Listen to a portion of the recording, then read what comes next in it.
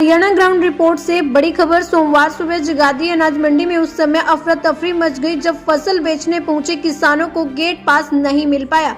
सुबह 5 बजे से अपनी उपज लेकर पहुंचे किसान तकनीकी खराबी के चलते मंडी में प्रवेश नहीं कर सके। गुस्साए किसानों ने ट्रैक्टर ट्रॉलियों को सड़क किनारे खड़ा कर दिया और खुद सड़क पर बैठकर विरोध करना शुरू कर दिया। हालात बिगड़ते देख पुलिस बल मौके पर पहुंचा और स्थिति को संभालने की कोशिश की।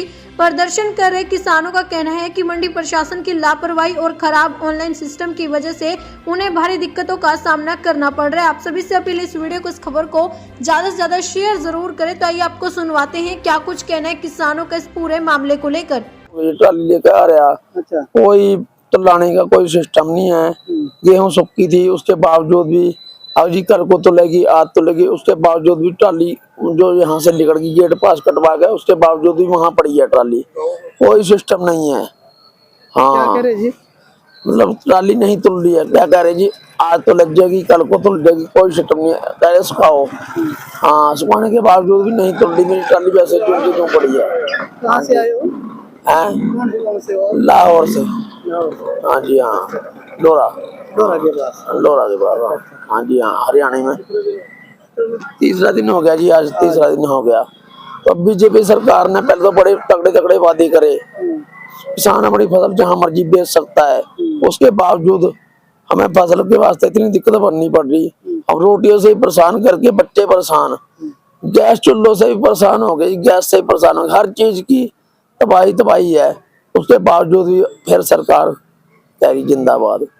हम तो मुर्दाबाद कहेंगे सरकार को जी। तो जिस तरह से जो है यहाँ पर 3 दिन हो चुके हैं आपको, तो कारण क्या मानते हो उसका? भी बायोमेट्रिक नहीं हुई आपकी या फिर कहाँ दिक्कत आ रही है?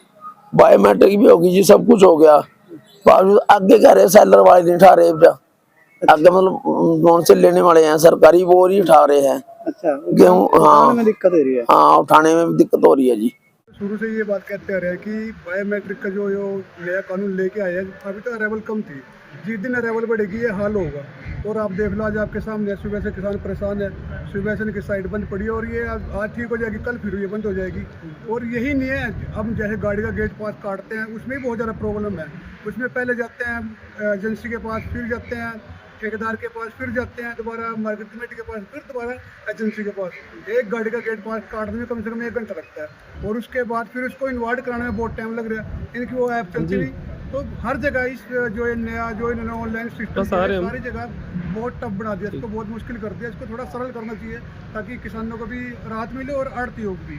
आज जिस तरह से किसान सड़क पे जाम लगा के बैठते हैं, तो उसमें आम पब्लिक भी दिक्कत है। देखिए, आम पब्लिक भी कहाँ से है जी, वो सब किसानों से है। किसान हमारा जो हरियाणा है वो एक कृषि प्रदेश है और सारा हरियाणा का जो चलता है सिस्टम वो ये कृषि से चलता है। अगर किसान परेशान है तो आम जनता के सभी परेशान होंगे। और सुबह जिस आदमी ने 3 महीने 6 महीने अपनी खेती पाड़ी, अपना खून पसीना किया और उसके बावजूद आकर वो मंडी में यहाँ गेट पर खड़ा है पूरा दिन धूप में, तो वो परेशान होगा, तो सभी परेशान होंगे जी।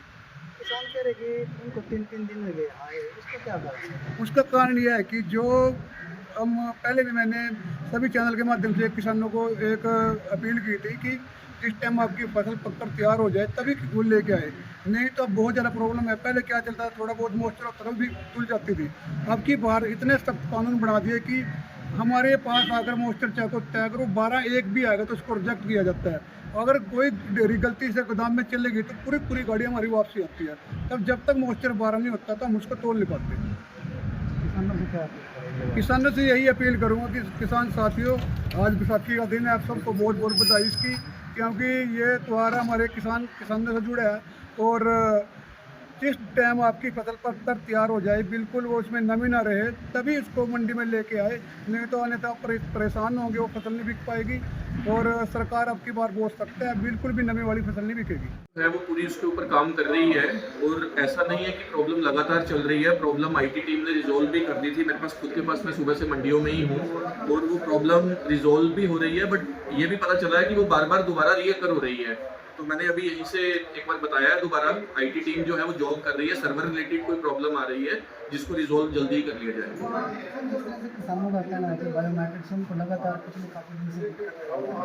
आप तो बहुत ही जगह हो गया, क्या ऐसा ही है कि जब साइट बंद हो जाती है तो मैनुअल तरीके से पर्ची काट के किसानों की एंट्री ताकि आम लोगों को भी किसी तरह नहीं देखो, जहाँ तक क्योंकि हम भी डेली बेसिस पे और सारी उसकी रिपोर्ट ले रहे हैं, कल तक कहीं पे भी हमें कोई ऐसी प्रॉब्लम का वो नहीं था। ये कल शाम से कोई सर्वर प्रॉब्लम आई थी, तो जिसकी वजह से ऐसा नहीं है कि लगातार लंबी प्रॉब्लम चल रही है, ये भी पिछले 2-3 घंटे में प्रॉब्लम आई थी जिसकी वजह से ये हो गया और अभी वो रिजॉल्व भी हो गई है। अभी आपके सामने सभी को चेक किया है और मैं भी खुद यहीं पे हूँ, इसीलिए और टाइम टू टाइम मैं आईटी टीम के साथ जुड़ा हुआ हूँ। जैसे ये होती है, मेरे को नहीं लगता कि अराउंड, अगर बायोमेट्रिक ऑथेंटिकेशन की बात करूँ तो इसको अभी भी हमने जब चेक किया तो 20 सेकंड से ऊपर नहीं लग रहे हैं। तो ये जैसे अगर क्योंकि पोर्टल डाउन हुआ है, नो डाउन हुआ है, पर वो उसकी एक बार उसको प्रॉब्लम आईटी टीम देख रही है कि किस तरीके से प्रॉब्लम हुई थी और उसको रिजोल्व जल्दी अभी तो कर लिया गया है एक बार। अगर फिर भी प्रॉब्लम आती है तो इसको देख के इसका परमानेंट सोल्यूशन करने पे टीम लगी हुई है। किसान ने तो सर आरोप लगा रहे कि जो घोटाला हुआ उसमें अफसर कर्मचारी इन्वॉल्व है, किसानों को इसके बीच में क्यों लपेटा जा रहा है? नहीं, किसानों को इसके बीच में बिल्कुल नहीं लपेटा जा रहा है। ये तो एक सिस्टम के इंटीग्रेशन के वो होते हैं। ये गवर्नमेंट ऑफ इंडिया का मैंडेट था, जो बायोमेट्रिक वेरिफिकेशन भी है, और ये मैंडेट इवन 2 साल से गवर्नमेंट ऑफ इंडिया कह रही है कि इसको इम्प्लीमेंट करो, जिसके लिए सिस्टम लेवल पे जो चेंजेस हैं वो किए जा रहे थे। वो एक वन ऑफ दी, वो ठीक है कि एक पिछले उसमें धान घोटाला का अगर कुछ हुआ है कहीं पे तो उसकी जांच चल रही है, और जबकि इसका उससे कोई ऐसा नहीं है कि इसका कोई बहुत बड़ा लेना देना है, क्योंकि बायोमेट्रिक ऑथेंटिकेशन तो एक गवर्नमेंट ऑफ इंडिया का प्रोटोकॉल है जो गवर्नमेंट ऑफ इंडिया ने सभी स्टेट्स में इक्वली लागू किया है।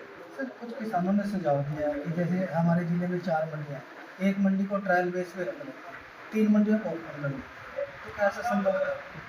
नहीं, इसके लिए पूरा ट्रायल रन इससे पहले कर लिया गया था। ऐसी मैं फिर बता रहा हूँ कि ऐसी कोई दिक्कत नहीं है जिस तरह से वो कह रहे हैं। अगर एक बार फिर से अभी कोई प्रॉब्लम आती है तो हम कोई अल्टरनेट सोल्यूशन भी करके रखेंगे। हर एक चीज़ का बैकअप प्लान होता है, ऐसी बात नहीं है, पर अभी तक ऐसी कोई दिक्कत वाली बात नहीं है। जो इशू आया था उसको रिजॉल्व कर दिया गया है, इसीलिए इसमें कोई इशू वाली बात नहीं।